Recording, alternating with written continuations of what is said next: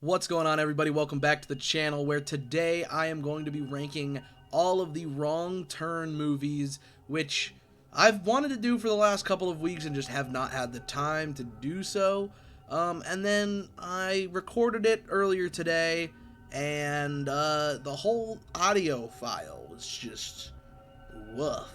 It sounded like I was talking 3 different times, and that's because I'm an idiot. I'm a big dumb doo-doo head, and I forgot to mute my webcam, and so my microphone audio, my webcam audio, um, just both mashed over each other, and I sounded like a robot a lot of the time.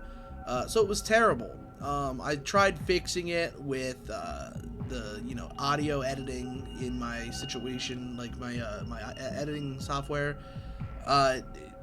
I got about 15 seconds of it fixed, and I was like, oh my god, it's most of the video. I'm not doing this. So here I am re-recording something that I already recorded. So I'm a little upset about it, but nonetheless, I promised this was coming a couple weeks ago, and I finally got to it. So let's get into it. We are ranking Wrong Turn 1 through 6, and then the remake, which came out in what, 2020, 2021, and honestly, watching these was a good time. I genuinely wanted to watch them. I had the bright idea to watch them with my girlfriend. She'd never seen them. Well, she saw the first one when she was a kid. Never saw any of the others. And I genuinely just was like, yeah, this is a good idea. And it's funny, me watching these sparked 2 of my other friends to watch the Wrong Turn movies again. So it's really funny how that worked out. So like all 3 of us just watched them. I don't know if one of them watched all of them, but I know at least my best friend rewatched all of the Wrong Turn movies right at the same time that I was, simply because it was just something we had talked about, and it was like, oh yeah, I haven't seen those in years. Let's watch them again. So it's real funny how the Wrong Turn franchise, at least in a small group, was just like, yeah, let's watch it all. Especially because this franchise is practically dead in the water. But let's get into it, with the first movie being 2003's original Wrong Turn, which is genuinely a good horror slasher comedy film. One thing I do want to change before we actually rank things is, instead of S tier, I want my best to be A tiered, and then B tier, C tier, D tier, and F tier. Just change it up. There won't be any S tier this time, just because I'm doing 7 movies in a franchise. I feel like S tier is a little too nice for a franchise that personally should never have an S tier movie in it, and never will, and doesn't. Personally, outside of ranking this franchise, a lot of these movies would get stuck near the D and F category. So I'm currently ranking these movies solely based off of each other. That being said, Wrong Turn, the original, is an A tier movie in this franchise. It is arguably the very best in the whole franchise. Arguably the very best. My personal favorite. It is my favorite in the franchise. It's got, of course, Eliza Dushku in it. She's like the biggest star. I know her from Bring It On, came out around this time. So she was the biggest. She's the biggest one in this movie. At least in my opinion. I don't know if anybody else knows anyone else in this movie, like, you know, that got real big. She's the one I always recognize, and she's the one right there on the cover. So then we have Wrong Turn 2, Dead End, which is a noticeable drop in acting qualities outside of my boy Henry Rollins, who was phenomenal in this movie. I love Henry Rollins, and for any of you Walking Dead fans out there, he was supposed to be Negan at one point. I wish he was, because I love him. And seeing Wrong Turn 2 Dead End made me realize how much I would have loved to see him be Negan in the Walking Dead TV show. I love The Walking Dead. It is my favorite show of all time, and I'm rewatching it right now, actually. And I just truly, I would have loved to see him, especially because he looks so cool in Wrong Turn 2. He just like goes crazy commando and just starts fucking killing people. It's dope. Of course, Wrong Turn 2 also has a very good ending, where the hillbillies kind of make Texas Chainsaw Massacre reshoot scene where they're force feeding the girl human, like, you know, is gross. Kind of like at the end of Texas Chainsaw Massacre. And it's interesting. It's a good time. I truly do enjoy it. And it's one of the few Wrong Turn movies, just like the original, that actually has a wrong turn in it. So, cool. I think only 3 of the movies have a wrong turn in it, by the way. 3. The first, second, and fourth. Anyways, Wrong Turn 3. Or, as I like to call it, the worst in the franchise. Wrong Turn 3 is an F tier movie. Truly just the worst in the franchise. It's the only one I forgot about. I mean, by the time I started watching the remake, I asked my girlfriend, I said, I remember this happening, this happening, this happening, this happening. I go, what movie am I forgetting? And she was like, oh, the third one. And I'm the movie guy for a lot of people. So for me to forget the plot of a movie, especially one I just recently watched, is crazy. So it goes to show you that Wrong Turn 3, Left 4 Dead, really loses itself. This movie, of course, shows a group of, like, young adults doing their dumb shit in the woods, you know, just having a good time, get attacked and killed by hillbillies, and then, like, a week goes by or something like that, and it's a prison bus and a couple police officers, and they're driving down the road, and it just happens to be just fucking barbed wire in the road, and the bus just, like, crashes, flips, and they just start getting picked off one by one by hillbillies in the woods. And it really is just a forgettable movie. A lot of it, you're just like, oh, okay, so he's gonna be around till this time, this guy's gonna die very soon. It's very just like, whatever, you know. It's not a great film. We then have Wrong Turn 4, Bloody Beginnings, which is kind of like a reboot to the franchise in a way. I'm gonna put this in C tier because the acting is terrible, but I really enjoy a lot about this movie. The first thing being, they basically reboot the franchise that the main 3 hillbillies, so what is it, Three Finger, and I don't know the other 2 names, but it shows that they are in a mental asylum, an insane asylum, and basically take control of it and torment all these people and kill them. And they're these 3 brothers, and all these years later, it comes to 2003, which is the same year the original movie was made. So it's like, if they live in an asylum in 2003 in the 4th movie, how do they have an entire cabin in the woods far away from here with all this extra shit when they have this asylum? It's just very like, what the fuck? So I could only imagine it's a complete reboot with the franchise, and so it's a good time in that aspect where you're like, okay, it's a reboot, but the characters in this film, the new actors, not the killers, but the regular people, the non-hillbilly people, hillbilly cannibal people, normal people, all suck at acting, and it was laughable. It was laughable. My girlfriend and I, we were just like, they're dead next because their acting's worse than theirs. And every time we were right. Every time we were correct. The worse the acting, the sooner they died. And it was hysterical. And that kind of followed into the 5th movie as well. And I found out that I think that both those movies were directed by the same guy. Oof. But yeah. Honestly, the thing that really does it for me is the snow.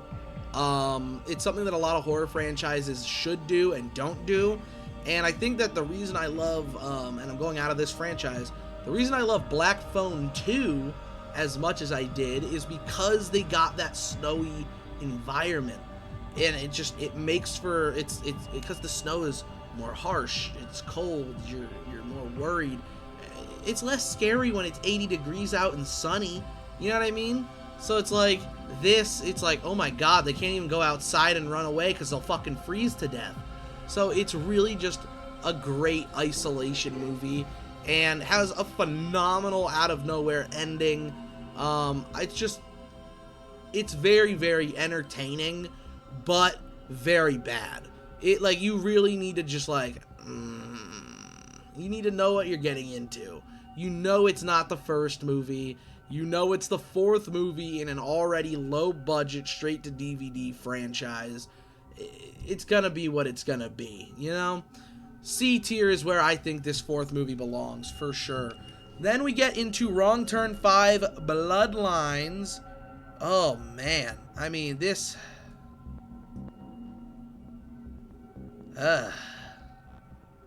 F tier. F tier?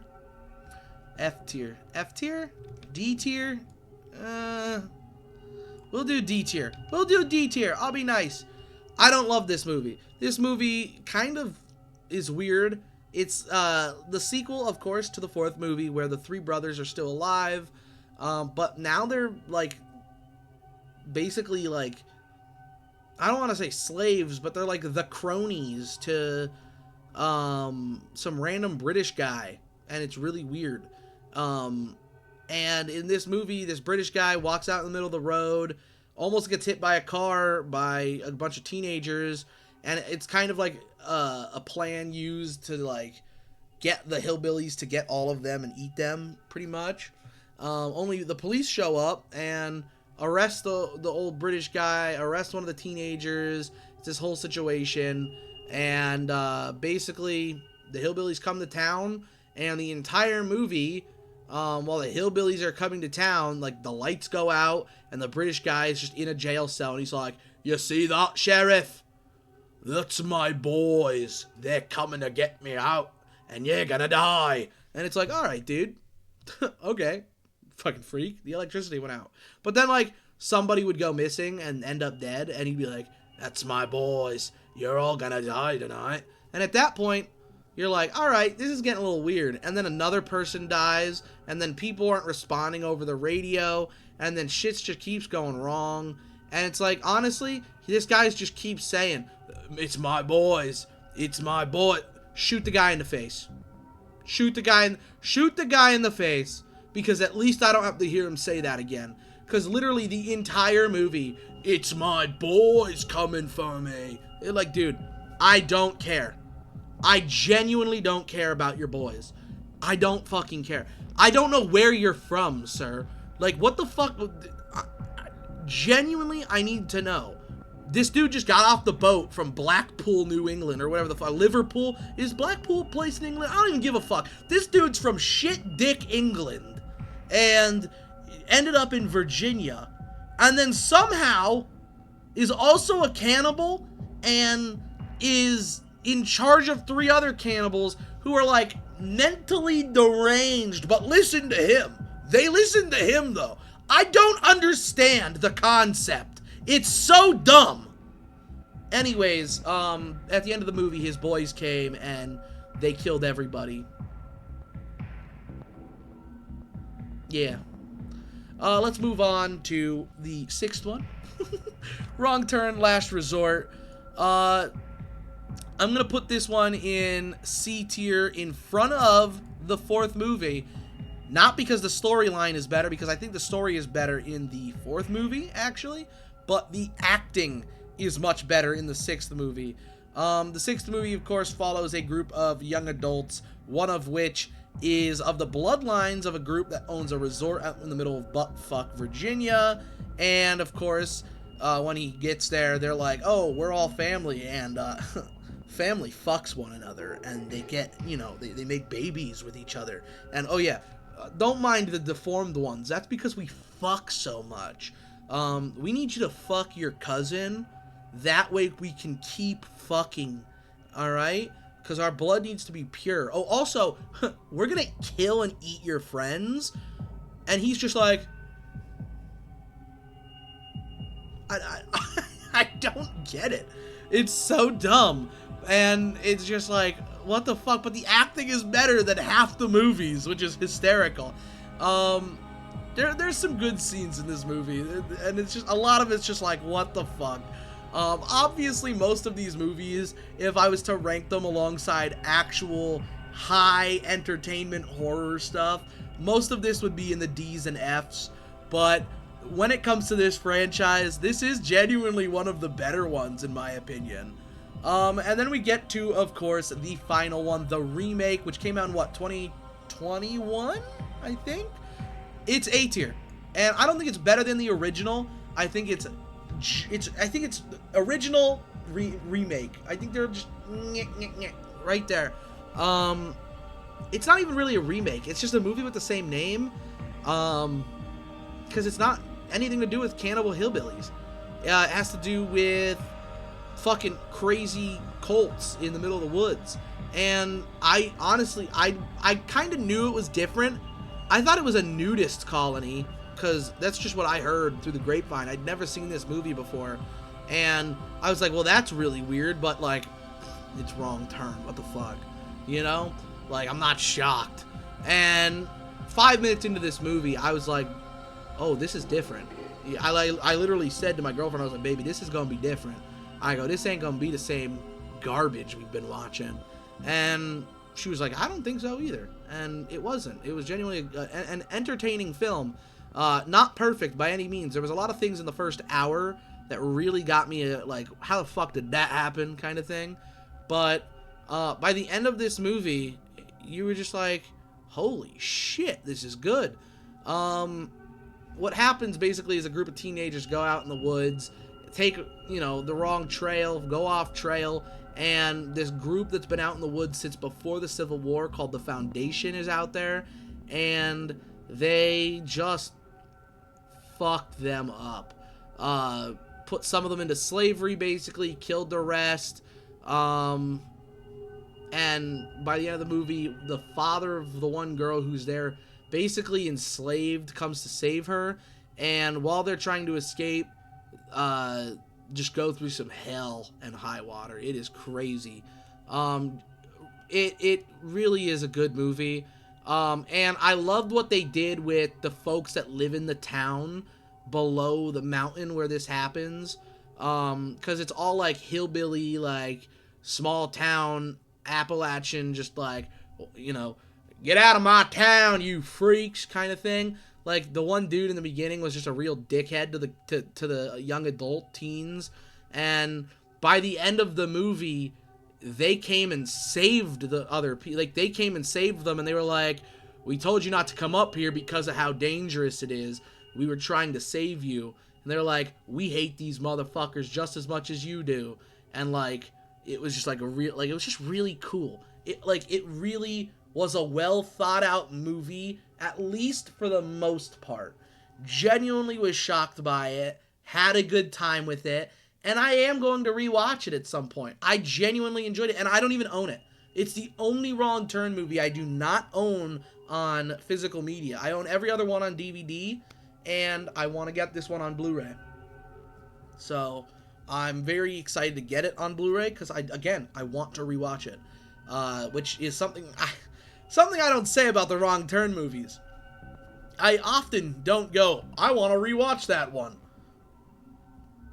Just rewatch the remake. Watch the remake.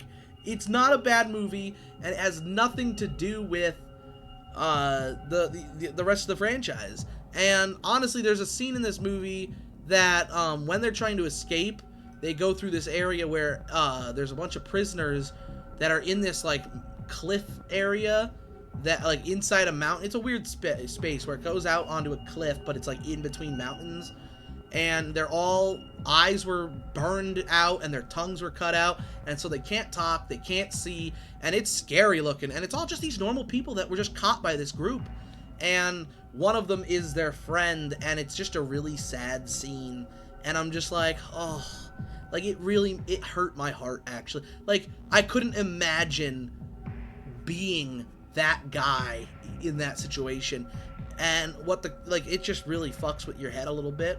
At least it did with me. Maybe I'm weird, but I really enjoyed it.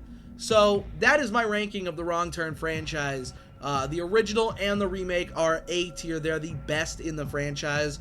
The second Wrong Turn is B tier, 6 and 4 are C, and then we've got 5 at D tier and 3 in F tier. Like I said, guys, most of these movies would be down in the D's and F's. I think the original and the remake would probably be in my B tier, because I do enjoy those movies. Like, when it comes to, like, like, a bunch of, like, real normal movies. But, like, when it comes to this franchise, this is my ranking. So if you enjoyed today's video, please leave a thumbs up down below, subscribe to the channel, all that good stuff. And comment what your favorites are in rank, from worst to best, favorite to worst, whatever you want to do. Thank you for watching today's video, and I'll see you in the next one. What is going on, guys? Real quick here at the end of the video, I just wanted to point out my buddy Brett over at Monsters and Madmen on YouTube does interviews with horror icons, and he very recently just had one with one of the main characters from Wrong Turn, the original, that being the actor that plays Three Finger. I figured I'd let you guys know just because we just did a whole ranking of the Wrong Turn films today. And the man that played him, of course, is Julian Richings. He's also known for being in Supernatural as Death. I don't really know if I know him personally from anything else. But they talk about, you know, basically his work on those projects, his love for his fans, a couple other movies he was in, like Anything for Jackson, which is a 2020 horror comedy movie that, honestly, watching the video made me want to watch the movie. So that's on the plans for very soon. Basically, I'm just shouting it out because I love Brett. That's my best friend that I've had since we were kids, and what he's doing is something very cool to me, and he loves it, and I want other people to love it too. So go ahead and check that out. The link for that will be in the description. Go and subscribe to him. He deserves it. He's doing awesome stuff. He's interviewed plenty of other people in the horror headspace, which is his niche, just like director James Balsamo, composer John Mazzaro, and even my personal favorite he's done so far, Lou Temple, which I know from The Devil's Rejects and especially The Walking Dead. I'm rewatching The Walking Dead right now with my girlfriend, and we got to the point where Lou Temple comes in as Axel, and I was like, oh, that's the guy that Brett interviewed, and it's just cool to me. It's really cool. I'm super proud of him, and I want him to be doing it, and I want him to, you know, I want him to even be better than I am. So, like, he's doing better than me right now. Like, I'm genuinely super proud of him. So, go watch his stuff. Truly, he's doing great. He's had other interviews with other folks in the horror community that I just can't remember their names at this point in time, and that's just because I'm me. But I can barely do a video without reading a script. But yeah, thank you for watching the video, guys, and I'll see you in the next one. See ya.